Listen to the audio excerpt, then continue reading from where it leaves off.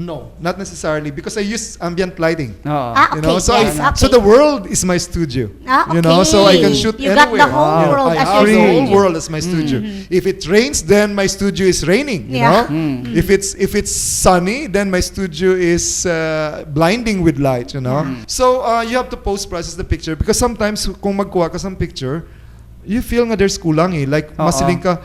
I saw a lot of colors. How come my pictures do not have that? So you use the post-processing method to bring out that vision mo. So there is enhancement. Enhancement, you know. Okay. I believe na in the lingo of the photographers, we call it as Photoshop, the application, the Photoshop. you know. Yeah, okay. So I use Photoshop to enhance my picture, you know, but Photoshop is not supposed to create a picture. Yeah. Photoshop is supposed to enhance a picture. So, kumbaga, hindi mo na pag-ilisan ng background, no? Yes. Especially kung nag-travel ka, di ba? Aba, may kilat. Yes. Sa tunga sang desert sa Dubai, daw wala ginagkatabua. Okay. But some people are doing that, you know. So you need to be really realistic also when you post-process the pictures. Okay. But I would say na I think one thing that made me famous also is my post-processing. You know, that's also what made Manny Librodo a Manny Librodo. Yeah. Because I post-process the pictures quite well. It's actually workshops with models. So I have models. I post them in an ambient light situation also. They have good styling. They have good makeup, you know. I try to make it look very candid, you know. I try to avoid, ID pictures, you know. and I would say na I'm quite my workshops are quite unique. And that basically made me famous because of the workshops I conduct almost every week all over Asia, sometimes in the US and Australia. Do you have age preference for those who would love to be part of your workshop? That's a very good question, because I have none, you know, because when I had a workshop here sa Iloilo, I think my oldest was 60 plus. Wow. You know, I won't name names na lang siguro, no? And my youngest was 9-year-old, right? Okay. Yeah. Wow. So I have from a 9-year-old to a 60-year-old, you know. Pero ang record ko, Gid, would probably be, I think my youngest would probably be 5. 5. Wow. Okay. And then my oldest would probably be around 80. Do you have any recommendations as to the camera also of your students? Because you're an endorser, you know. No, do you endorse? Well, you see, I think the camera is very secondary. For as long as they have a decent camera. When I say decent, it should be something na Dapat gid DSLR yeah, or medyo yes, DSLR siya, DSLR. you know. And dapat ang size niya would be something big enough para they can play around with it in Photoshop, because normally ang workshop ko on day 1 we shoot, and then on day 2 we post process the picture. Okay. Yeah. And your workshops usually how long? Weekend. How long? 2 Weekend days? siya, 2 days. 2 days. Sometimes I have 1-day workshop rin. Okay. For how much, sir? How much it ranges. With all the pictures, with only the pictures there, without the name of Manny Librodo, how one can say it's a Manny Librodo photography? I think number 1, emotions. If it's full of emotion, that's the work of Manny. Okay, next. Secondly, I think the light. Okay. Okay, I know how Ambient to light? yes, ambient light, and I know how to play with it dramatically. Oh, wow. You know, so which also contribute to the emotion. You know, I think number 3 would be colors. Yeah. Yeah. Somehow I have a unique way of coloring my picture, and pero sometimes when I try to make my picture less colorful, they still know it's a Manny Librodo picture, because my less colorful is somehow colorful. So yeah, that's basically it, you know. Somehow, you know, when some people tell me na, Manny, I know your work, you know, from a sea of works from other people, I know your work, and sometimes I feel na, oh my God, I'm becoming predictable, you know, in terms of my photo, you know. Is it good or bad? And then some people are saying it's good, because then you have a signature. Yeah. You know, Pero sometimes I'm telling myself, but I want to surprise people. Sometimes I want them to see na The I can different also do things. something Yeah. different, you know? Yeah. Because I think that's the essence of art. You need to evolve, you need to change Yeah. over time, right? Yeah. But still retain the main ingredient, Yeah. right? That's You know. correct. So for me, I feel na doing workshops is actually a learning process, because in the process of teaching people, I also learn something new, which Yeah. somehow Correct. result Yeah. to the evolution in my work and the development of a new me, na which still retains the the natural ingredient of a Librodo portrait, but with some may konting palabok na Palabok. ginatukan. Do you also experience mga criticisms? Plenty. Worst criticism. Worst criticism.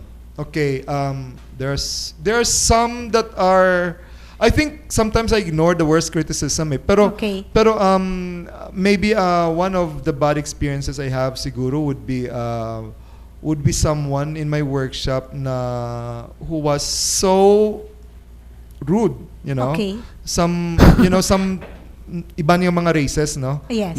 Especially ang mga European and the Americans, sometimes they feel they're Yeah. so superior, you know. Superior, okay. So sometimes you can feel that they're bullying, you know, Asians, you know, and stuff like that, you know, the models and stuff like that. And How do you some- deal with it?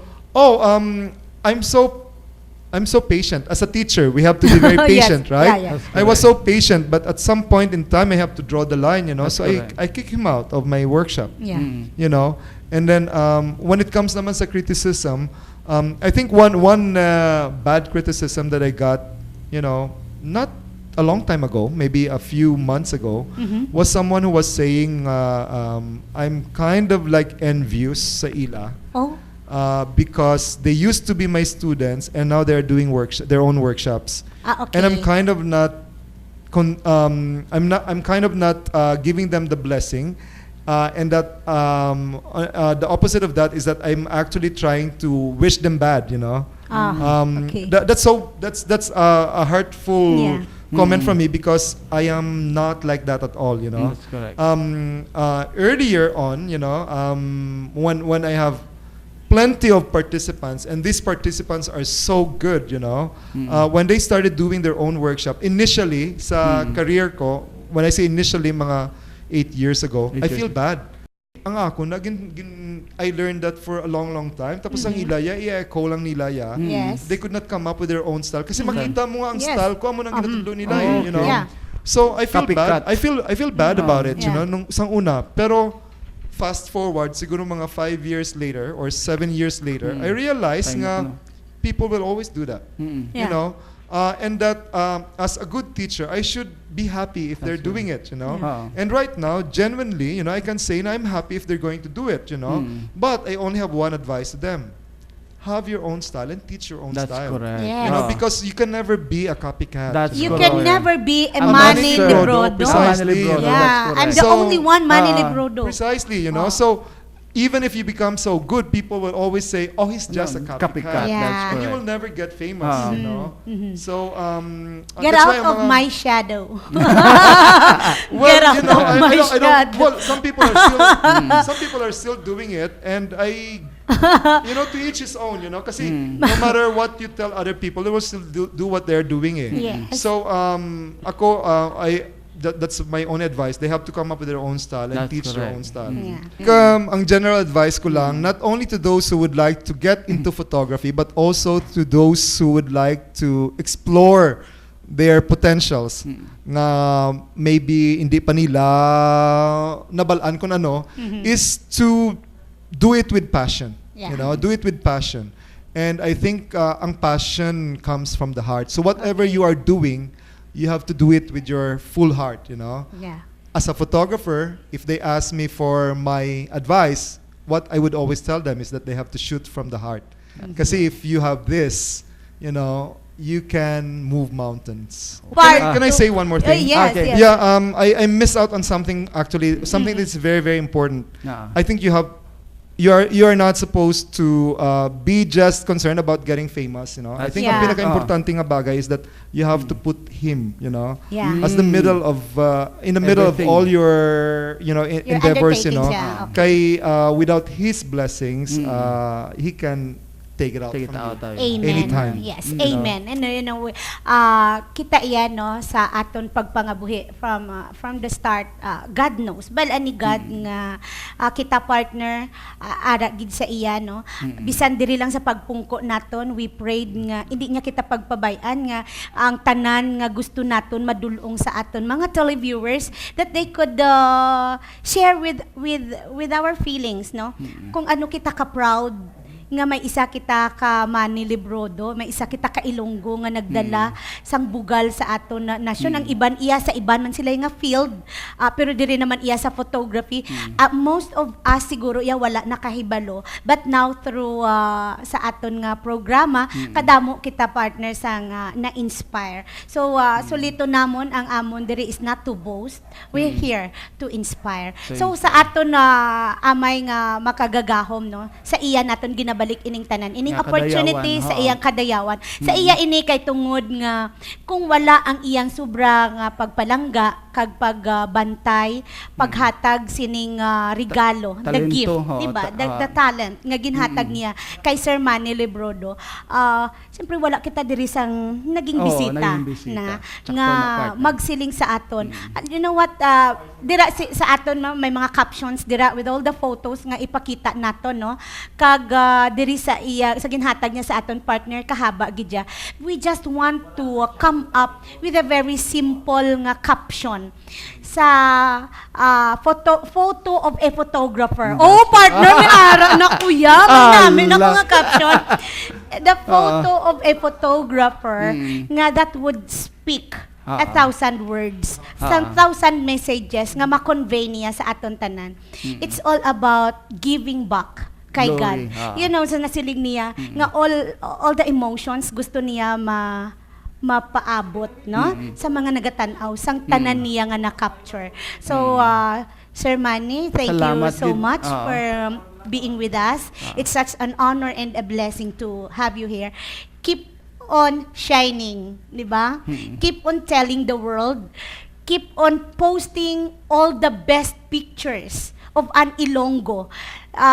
Kay nahibaluan naton nga hindi kita mag-stop there, di ba? I know for sure damo pagid siguro sa mga tropeyo, damo ganun. pagid sang bugal. Kulang pa ni nga partner ng madala. lamisa, siguro subo. What's nice and what's best is straight from him, di ba? We were able to get informations straight from our guest. Once again, thank you so much, Thank sir. you, sir. Kag sa aton man nga mga televiewers, thank you so much for being with us.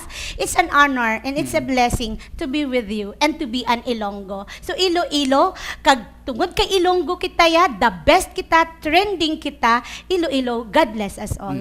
Salamat gid sa tanan nga palamati. Kag kabay pa may na-learn gid kamo kay Sir Manny Librodo kag ina true to life story nga natabo sa iya kag ma-learn gid kita tanan. Salamat gid partner. Salamat sir. Salamat. Yes. Ayong adlaw sa tanan.